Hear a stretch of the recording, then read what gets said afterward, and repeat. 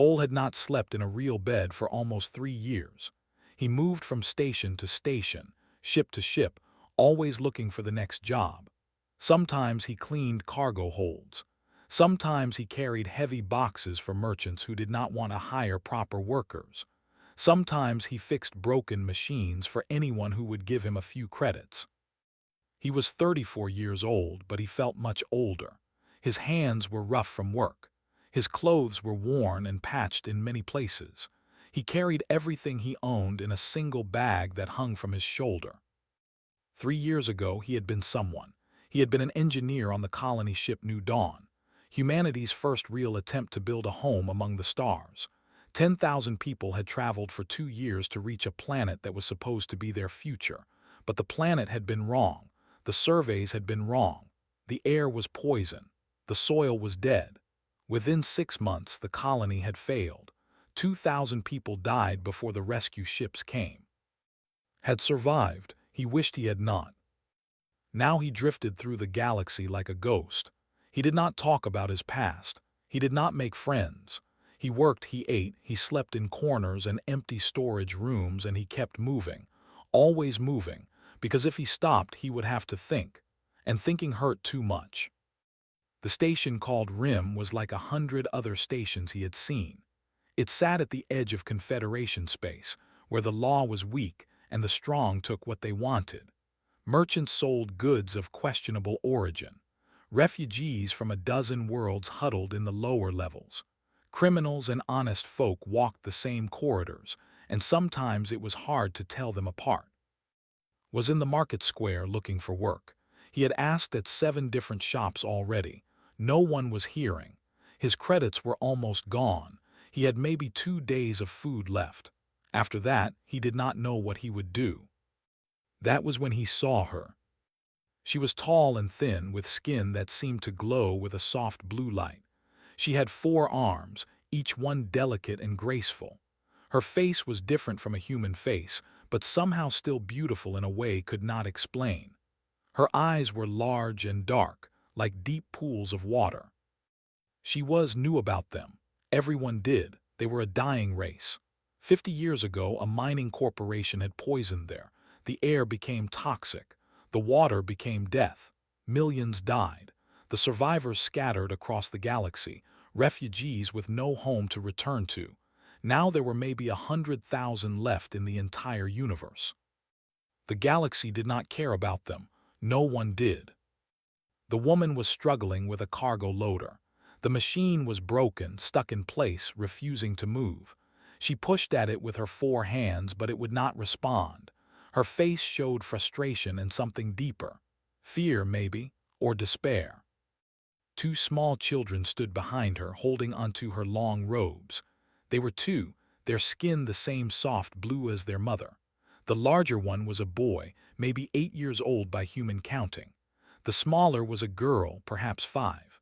Both of them looked scared. They watched the crowds passing by with wide eyes, pressing close to their mother as if the world might swallow them whole. People walked past without looking.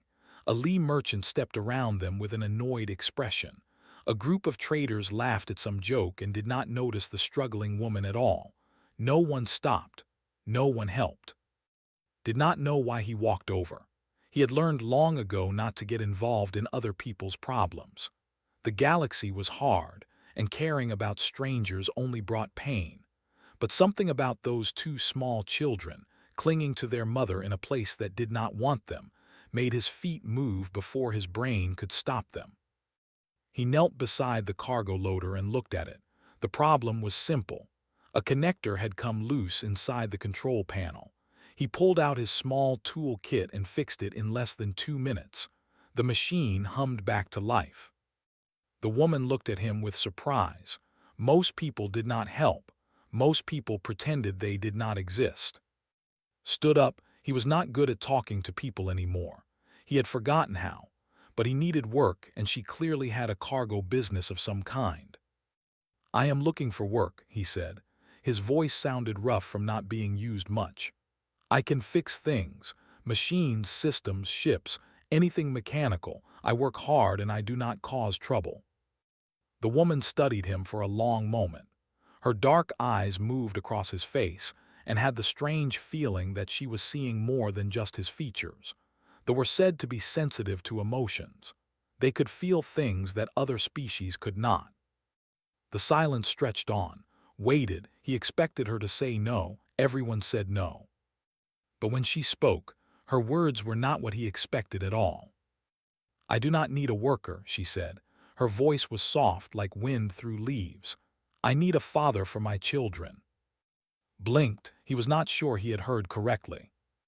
The woman continued, "My mate died 8 cycles ago. I have tried to raise them alone. I have tried to keep them safe in a galaxy that does not want us. But they are forgetting what safety feels like.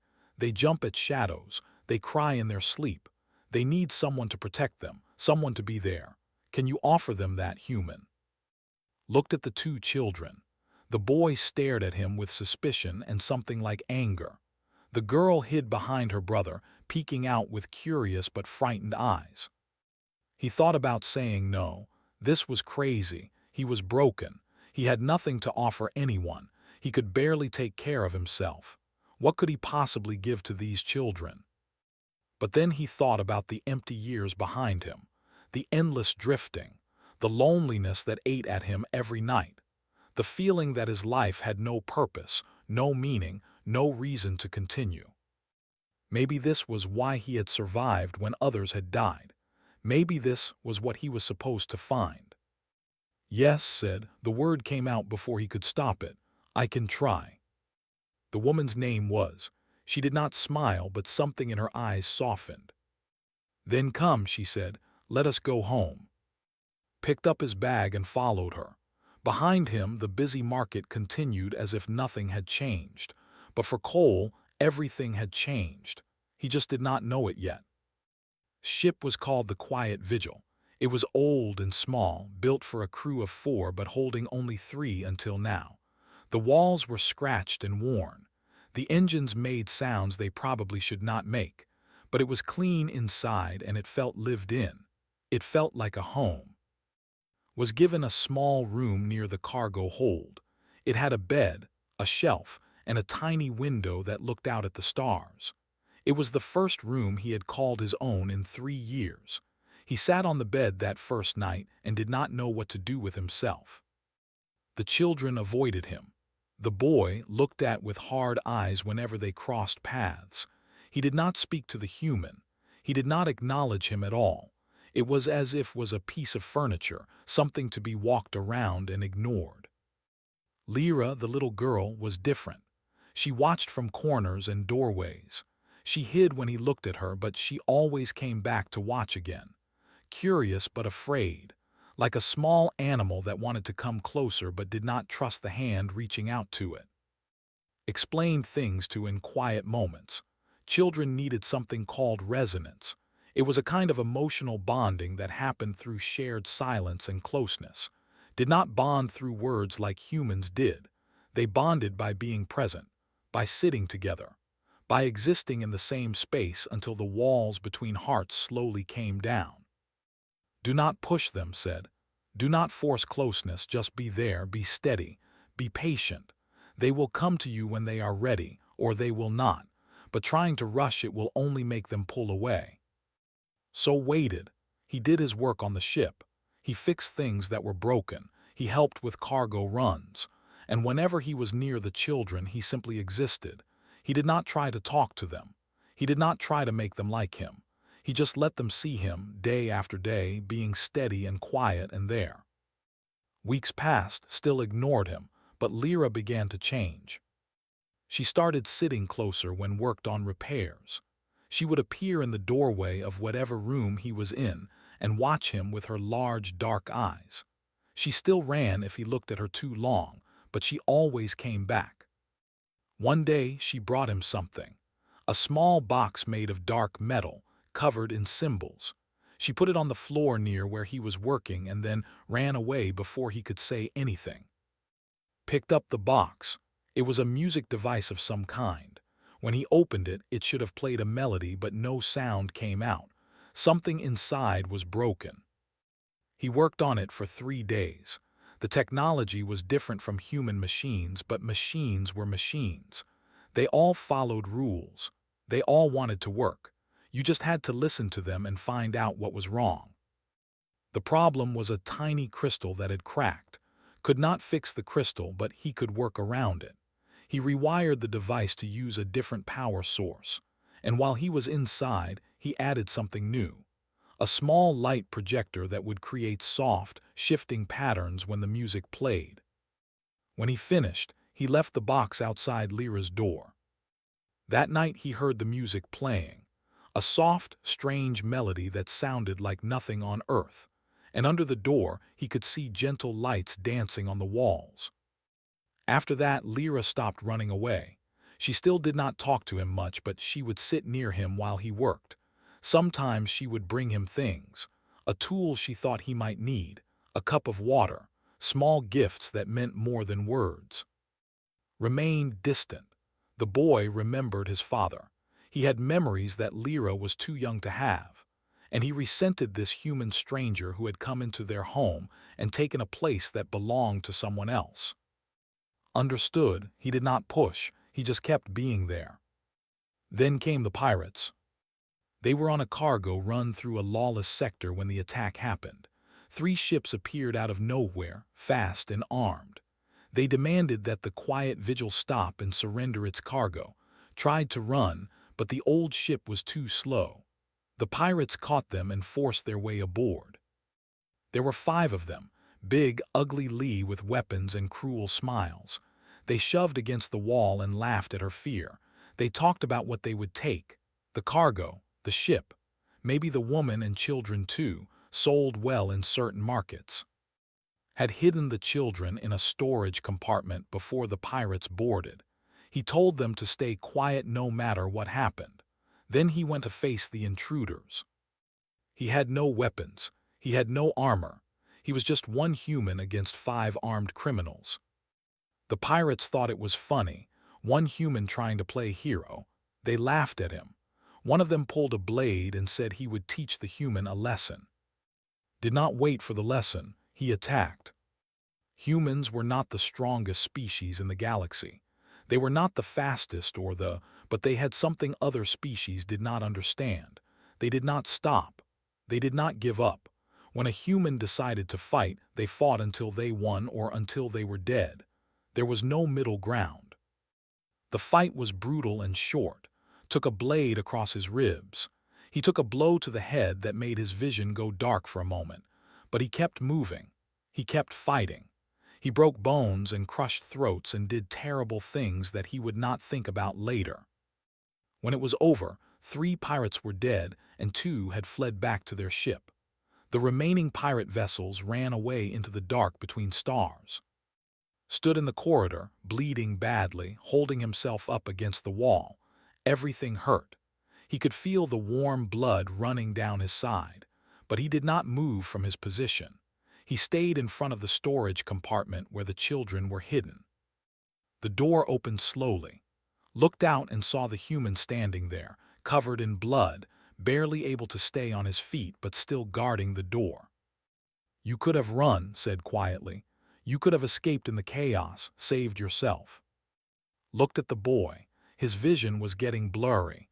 He was losing too much blood, but he heard the question and he answered it. "No," he said, "I could not have." Then he fell. He woke up 2 days later, had treated his wounds. The blade had missed his vital organs by less than a centimeter. He was lucky to be alive. Was sitting beside his bed when he woke up. The boy did not say anything, but he was there, and that meant something. When could walk again, he found that things had changed. No longer avoided him. Lyra held his hand when they walked through the ship, and looked at him differently with something warm in her dark eyes. He had proven something, not with words, with blood, with the willingness to die for children that were not even his own species. In the way, that was the deepest bond of all. A year passed on the quiet vigil. It was the best year of Cole's life. He had not known he could be happy again. After the colony, after all those deaths, he thought that part of him was dead forever. But children have a way of healing wounds that nothing else can touch. Their laughter, their questions, their small hands reaching for yours in the dark. Was learning to be a pilot, taught him the basics, and the boy picked it up quickly. He was smart and careful with good instincts. He would be a fine pilot someday. Lyra followed everywhere. She called him Papa, which was the word for father. The first time she said it, had to turn away so she would not see the tears in his eyes. And had grown close in ways neither of them had expected. They did not call it love. It was something else, something deeper, a partnership of souls, two broken people holding each other together. They lived simply, cargo runs, trading, small repairs for other ships. It was not a rich life, but it was a good life. For the first time in years, felt like he had a purpose, a reason to wake up each morning. Then the corporation came. The Hegemony Mining Consortium was one of the biggest companies in the galaxy. They mined planets, built stations, and controlled trade routes across a dozen sectors. They were also the company that had destroyed Prime. They had poisoned an entire world for profit and walked away without punishment. Now they wanted something else. A representative came to their ship while they were docked at Nexus, a corporate station deep in civilized space. His name was Director. He was Lee, tall and thin, with compound eyes that showed no emotion. He wore expensive clothes and spoke with a voice like ice. He brought documents, legal papers covered in seals and stamps, and he brought 4 armed guards who stood behind him like shadows. "You are," he said. It was not a question. "Your mate borrowed 40,000 credits from our subsidiary bank to evacuate your family during the Exodus. That debt was never repaid. It now belongs to Hegemony Mining Consortium with accumulated interest." His face went pale, saw her hands trembling. "I have made payments," she said. "Small amounts, but I have paid what I could." Smiled, it was an ugly smile. "Insufficient. The total debt now stands at 112,000 credits. You cannot pay this. We both know this." "Then what do you want?" asked. He stepped forward, putting himself between the director and his family. Looked at him with something like amusement. "What I want is payment. And since payment in credits is not possible, we will accept payment in labor assets." He looked past at the children. "The 2 young ones will be taken to our processing facility. They will work until the debt is cleared. This is legal under Confederation economic law." Felt something cold and terrible growing in his chest. "You want to take the children?" "As labor assets, yes. They will be cared for, fed, housed, appropriately worked. This is simply business, human. There is no need for emotional displays." Made a sound like a wounded animal. Stepped in front of his sister, his young face full of fear and anger. Lyra did not understand what was happening, but she knew it was bad. She started to cry. Looked at the director. He looked at the armed guards.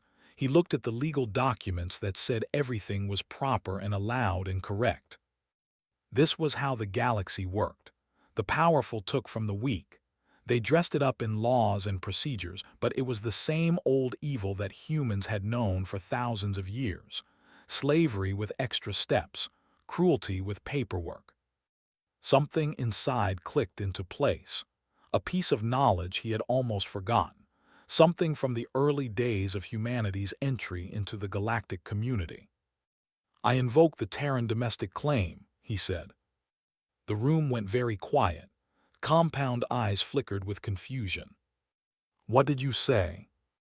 Stepped closer to the director. His voice was calm and steady, but there was steel beneath the words. "The Terran domestic claim. Article 7 of the Human Admission Treaty.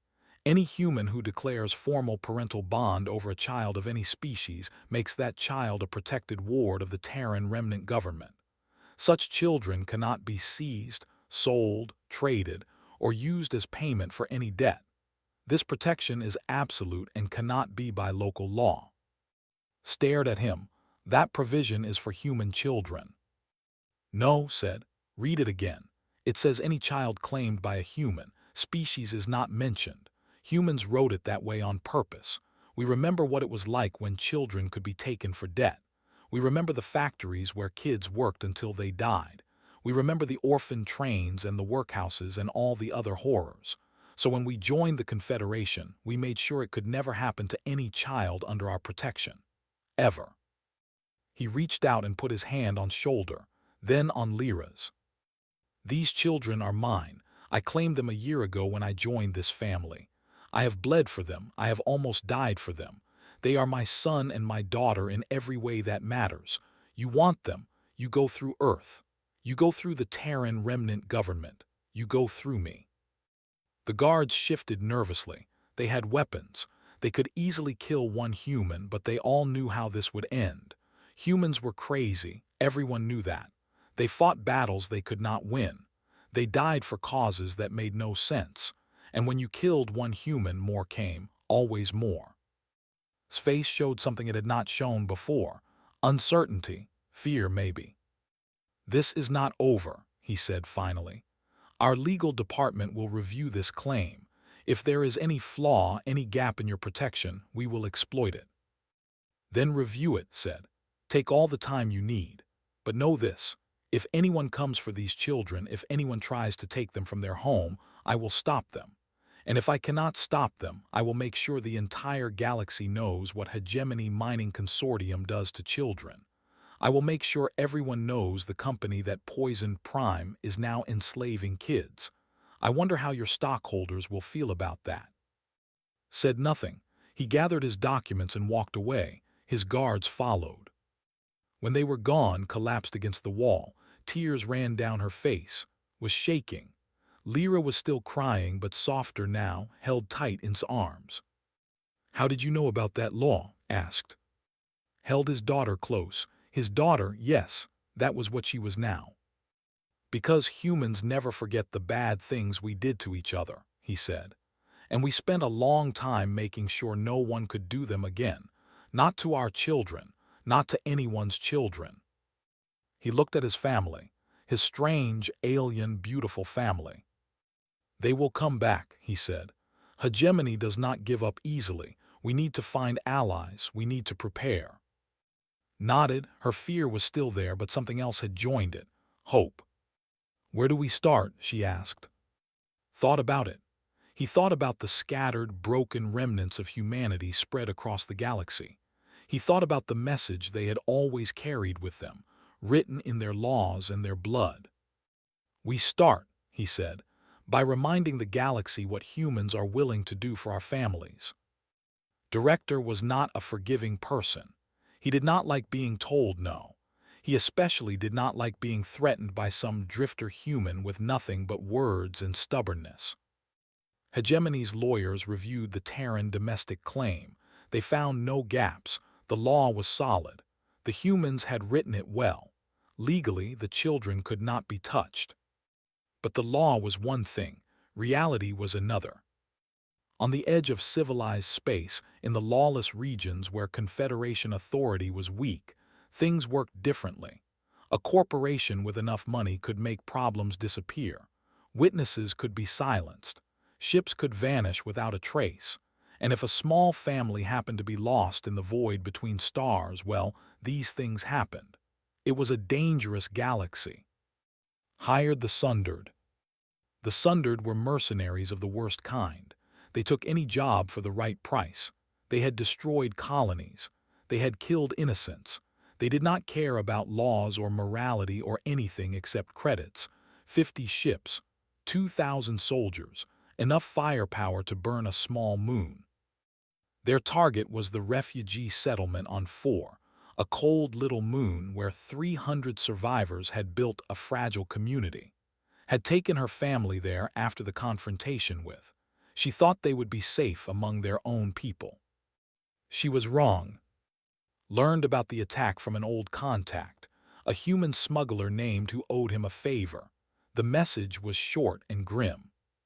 Fleet coming, 50 ships, 2 days out, they mean to kill everyone. Sorry friend, nothing I can do.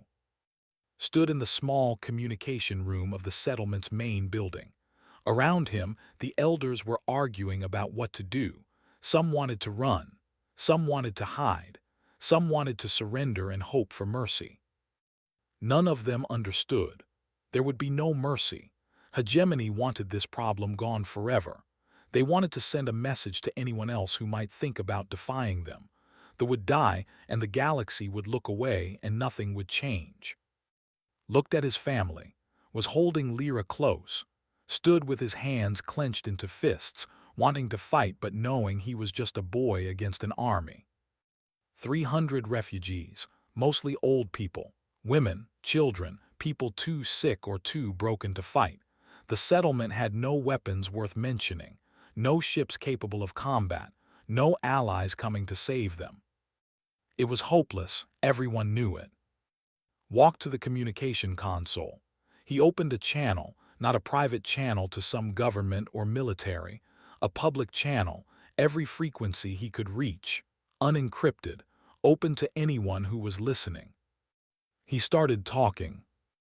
"This is Cole. I am a human, nobody special, just a failed colonist who has been drifting through the galaxy for years, but I found something out here. I found a family, a woman and her 2 children. I found a people who took me in when I had nothing. They gave me a home. They gave me a purpose. They called me father and husband and friend. Now they are going to die. A corporation called Hegemony Mining Consortium has sent 50 warships to destroy a settlement of 300 refugees. Women, children, old people who just want to live in peace. They are doing this because I would not let them take my children, because I used a human law to protect them. And Hegemony cannot allow that. They cannot allow anyone to say no. I am asking any human who can hear this, are we going to let this happen? Are we going to let them prove the galaxy right about us? They say we are animals with starships. They say we are too primitive to be trusted. They say we care only about ourselves. I do not believe that. I have seen humans do amazing things. I have seen us fight impossible battles for people we have never met. I have seen us die for ideas that made no sense to anyone else. We are scattered now, broken since the colony failed, but we are still human. I am not asking for an army. I am not asking for heroes. I am asking for anyone who remembers what we used to believe, anyone who still thinks that some things are worth fighting for. Come to fore. Come stand with us. Maybe we will die. Probably we will die. But at least we will die showing the galaxy who we really are. He turned off the transmitter. The room was silent. The elders looked at him with expressions he could not read. That was a nice speech, one of them said, but no one is coming. Humans do not care about us. No one cares about us. Nodded, maybe you are right, but I had to try. They waited. 1 day passed. The mercenary fleet grew closer. People began to say goodbye to each other. Parents held their children tight. Old couples who had survived the death of their prepared to face death together again. Then the ships started arriving. The first one was a cargo freighter, old and beaten up, held together with patches and prayers. It came out of hyperspace and took position above the settlement. A human voice came over the radio. "This is the freighter Dawn's Hope. Captain Marco, we heard the message. We are not soldiers, but we have guns and we know how to use them. Where do you want us?" More ships came. A mining vessel from the asteroid belts. A salvage ship with a crew of 12. 3 transport shuttles that had been carrying refugees to new homes. A passenger liner whose captain had changed course without telling his company. Humans came from across 3 sectors. They came in ships that should have been scrapped years ago. Some had weapons. Some had nothing but their presence. Old people and young people, families and loners, rich and poor. They came because someone had asked. The most unexpected arrival was a small fleet of military ships, old Terran defense vessels that had been retired after the colony's failure. They were led by a woman named Admiral, who had been living in quiet shame since the evacuation of New Dawn. She contacted directly. "I failed once," she said. Her voice was tired but steady. "I let those colonists die because I did not act fast enough. I have been hiding ever since. But when I heard your message, I knew I could not hide anymore. Whatever happens here, I will not fail again." By the time the Sundered arrived, there were 23 human ships forming a defensive line around 4. Not enough. Not nearly enough to win a fair fight. But humans did not fight fair. Admiral sent a message to the mercenary fleet. "This is Admiral of the Terran Remnant Defense Force. The settlement below is under human protection. Any hostile action will be considered an act of war against the Terran Remnant government. We may be broken, we may be scattered, but we remember how to fight. We remember why we fight. You can win this battle. You probably will win this battle, but we will make you pay for every meter. We will make sure your losses are so heavy that no one will hire you again.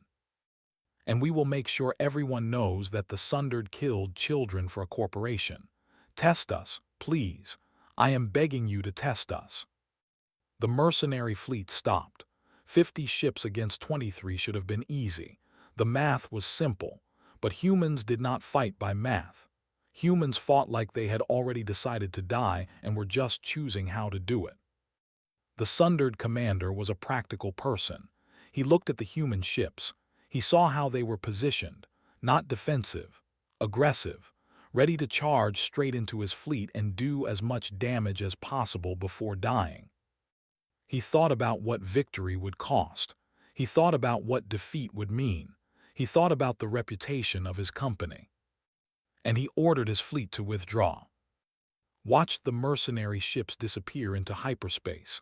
Around him, humans cheered and cried and held each other. They had won.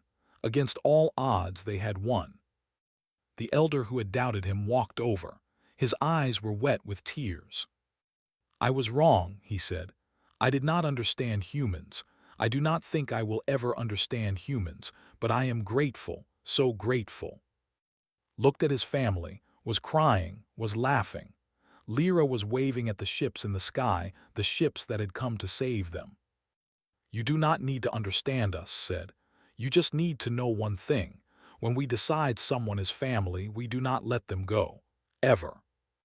Above them, the human ships held their positions, watching, guarding, ready to fight again if needed. This day would be remembered.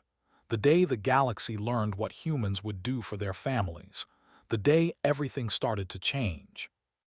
The standoff at 4 became known as the Human Wall. It spread across the galaxy like fire. News channels that never covered refugees suddenly could not stop talking about them. Politicians who had ignored corporate abuse for decades suddenly demanded investigations. Hegemony Mining Consortium tried to bury the story. They spent millions on propaganda and bribes, but some stories cannot be silenced. Some truths are too bright to hide in the dark. The Confederation opened an investigation. What they found was worse than anyone had imagined. The destruction of Prime had not been an accident. Internal documents showed that Hegemony had known their mining operations would poison the planet. They had done the math. They had decided that finishing the job was more profitable than stopping and fixing the problem. Millions of deaths, reduced to numbers on a spreadsheet. And that was just the beginning. Debt slavery, child labor, forced relocations, murder disguised as industrial accidents. Hegemony had been a monster wearing a corporate suit for 50 years. The tribunal lasted 2 years. When it was over, Hegemony Mining Consortium no longer existed. Its executives were imprisoned. Its assets were seized. The money was used to help the people they had hurt. They were offered anew. It was a small planet in a quiet sector, far from the busy trade routes and the hungry corporations. It had clean air and fresh water and soil that could grow things. The Confederation offered to help with terraforming and construction. They called it new, but everyone knew its other name. The name the humans had given it, whispered at first and then spoken proudly. "As promise." The years that followed were good years, the best years, and were married in a ceremony that mixed human and traditions. Became a pilot in the combined human patrol fleet, protecting trade routes and helping refugees. Lyra studied xenobiology at a prestigious Confederation university, one of the first to be accepted. The settlement on Nu grew into a city, then into a nation. Children were born who had never known fear, who had never been refugees, who had never wondered if tomorrow would come. Watched it all happen. He watched his children grow. He watched his born. He watched a dying people become alive again. But time was not kind to him. The blade wound from the pirate attack had done more damage than anyone knew. Human medicine could only do so much. Over the years, his body slowly failed. His hair turned and then white. His steps became slow and uncertain.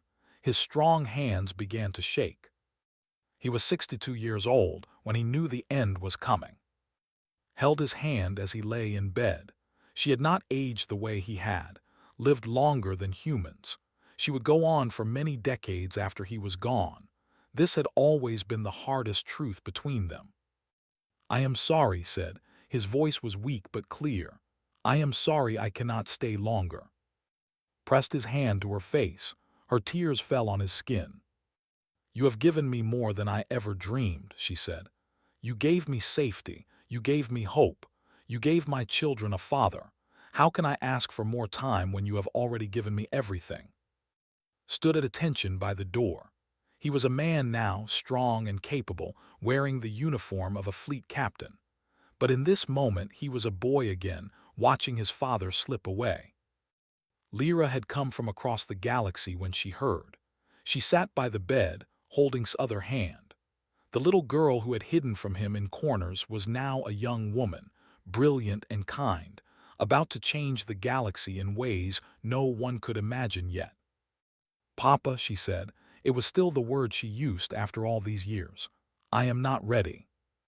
Smiled. It was hard to smile now, but he did it for her. "No one is ever ready," he said.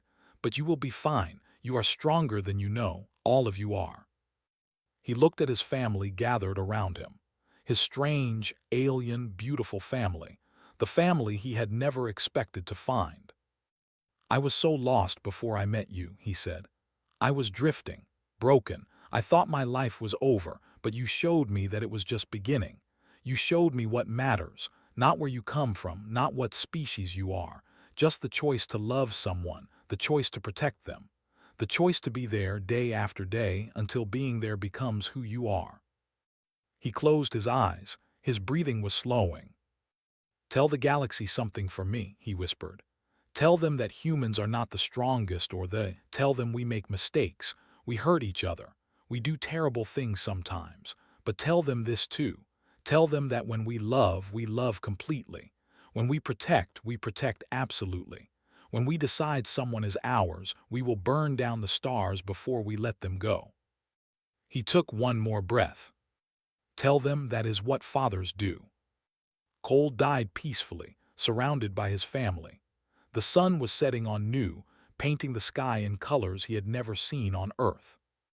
The funeral was attended by thousands, humans and representatives from a dozen other species. They came from across the Confederation to honor one man who had stood up when no one else would. Lyra spoke at the ceremony. She stood before the assembly, tall and graceful, her blue skin glowing in the memorial lights. "My father was not born to us," she said. "He chose us.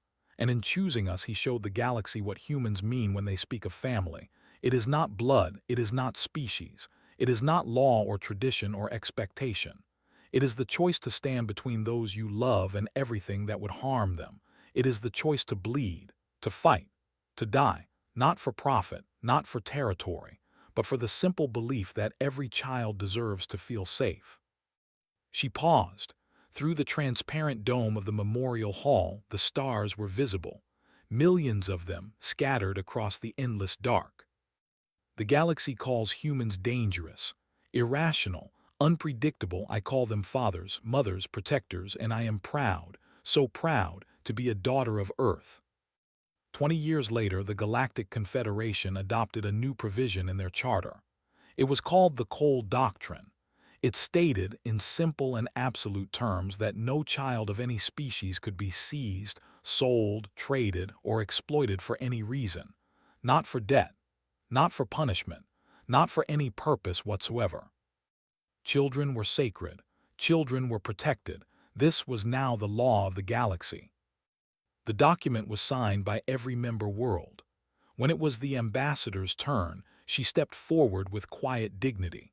She was older now. Her luminescent skin faded slightly by time, but her eyes were as bright as ever. In her pocket, she carried an old music box that still played a soft, strange melody and cast gentle lights on the walls. She signed her name, Lyra Cole, Ambassador of New, Daughter of Cole. As she put down the pen, she thought she heard a familiar voice. A rough voice, the voice of a drifter who became a father, whispering from somewhere far away. "That is my girl." She smiled through her tears. Above the document, inscribed in gold letters, were the words that had spoken so many years ago on a station called Rim. "I can try." 3 simple words, but they had changed everything. And across the galaxy, on 1,000 worlds, human fathers read the news and held their children a little. They understood. They had always understood. Some things were worth fighting for. Some things were worth dying for. And some things were worth living for, day after day, until being there became who you were. That was what fathers did. That was what humans did. And now the whole galaxy knew.